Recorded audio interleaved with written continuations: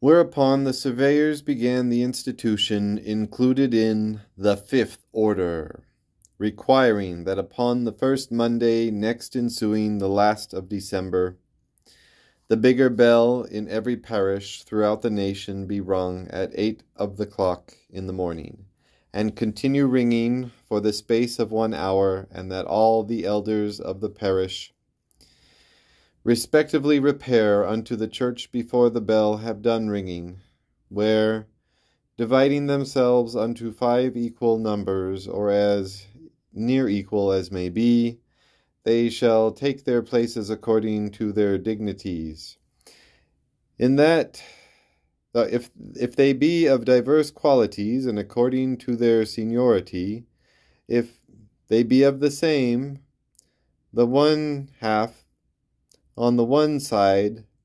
and the other half on the other, in the body of the church, which done, they shall make oath unto the overseers of the parish.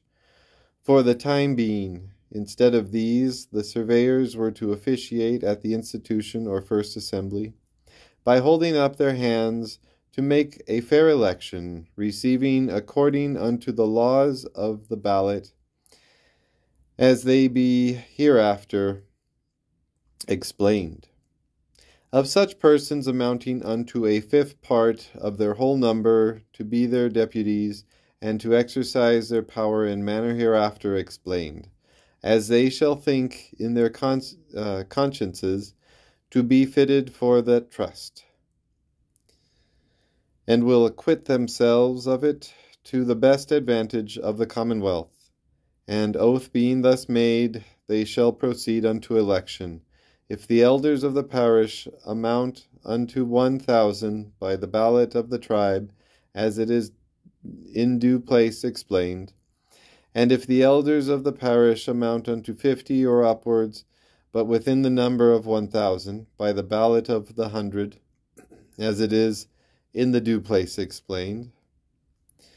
But if the elders amount not unto 50, then they shall proceed unto the ballot of the parish, as it is in this place, and after this manner explained. The 2 overseers for the time being shall seat themselves at the upper end of the middle alley, with a table before them, their faces being towards the congregation. And the constable for the time being shall set an urn before the table, into which he shall put so many balls as there be elders present, whereof there shall be one that is gilded, the rest being white.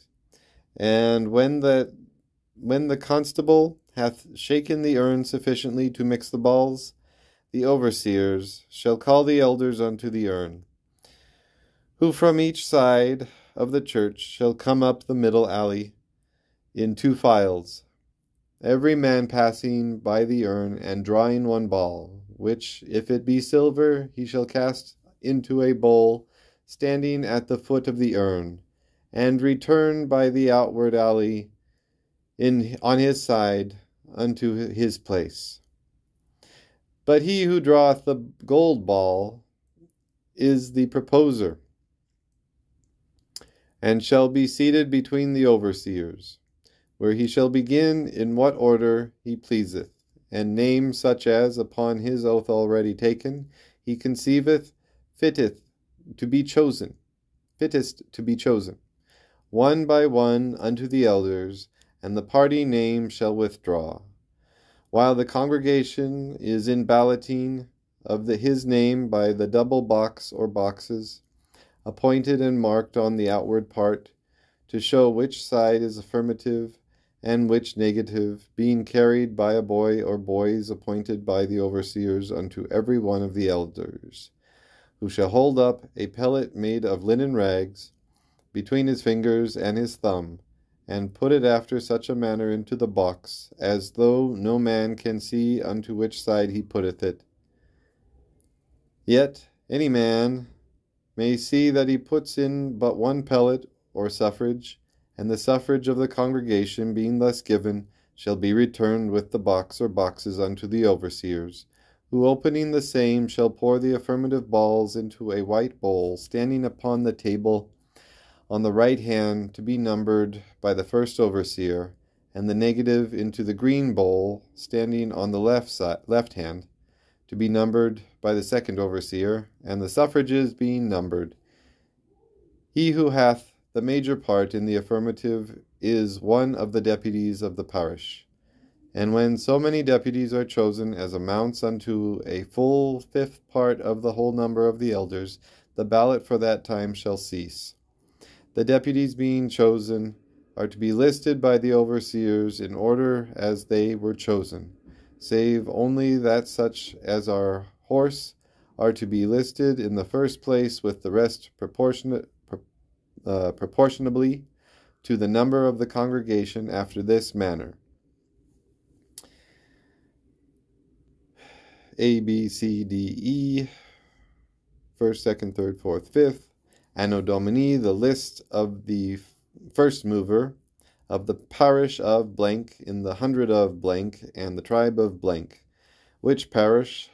at the present election containeth 20 elders, whereof one of the horse or equestrian order. The first and second in the list are overseers by consequence, the third is the constable, and the fourth and fifth are church wardens. The persons so chosen are deputies of the parish for the space of 1 year from their election and no longer, nor may they be elected 2 years together. This list, being the primum mobile, or first mover of the Commonwealth, is to be registered in a book, diligently kept and preserved by the overseers, who are responsible in their places for these and other duties to be hereafter mentioned unto the censors of the tribe, and the congregation is to observe the present order, as they will answer the contrary unto the phylarch, or the prerogative troop of the tribe, which in case of failure in the whole or any part of it, have power to find them or any of them at discretion, but under an appeal unto the Parliament. For proof of this order in reason, it is with all politicians past dispute that paternal power is in the right of nature, and this is no other than the derivation of power from fathers and families, as the natural root of a commonwealth. And for experience, if it be otherwise in that of Holland, I know no other example of like kind. In Israel, the sovereign power came clearly from the natural root, the elders of the whole people, and Rome was born comitiis curiatis,